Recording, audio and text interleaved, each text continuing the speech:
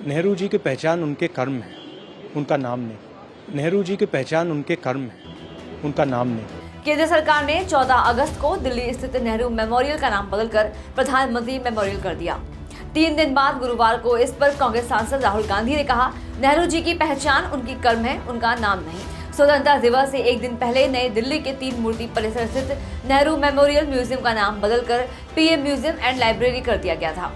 इसी साल 15 जून को रक्षा मंत्री राजनाथ सिंह की अध्यक्षता में हुई बैठक में इस पर फैसला लिया गया था।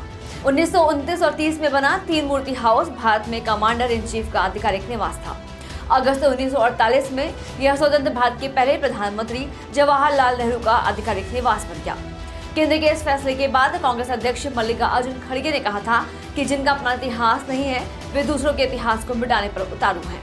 स्मारक का नाम बदलने का प्रयास आधुनिक भारत के निर्माता और लोकतंत्र के निर्भीक संरक्षक पंडित जवाहरलाल नेहरू के व्यक्तित्व को छोटा नहीं कर सकता। यह भाजपा आरएसएस की ओछी मानसिकता और तानाशाही रवैये को ही दर्शाता है। नेहरू मेमोरियल म्यूजियम का नाम बदलकर प्रधानमंत्री म्यूजियम करने पर कांग्रेस ने नाराजगी जताई थी। पार्टी नेता सुप्रिया श्रीनेत ने कहा कि इतिहास बनाया और रचा जाता है, प्रधानमंत्री ऐसा करने में सक्षम नहीं है, इसलिए वे नेहरू की विरासत को मिटाने की कोशिश कर रहे हैं। पीटीआई से बातचीत उन्होंने कहा कि पंडित नेहरू ने आधुनिक भारत की नींव रखी।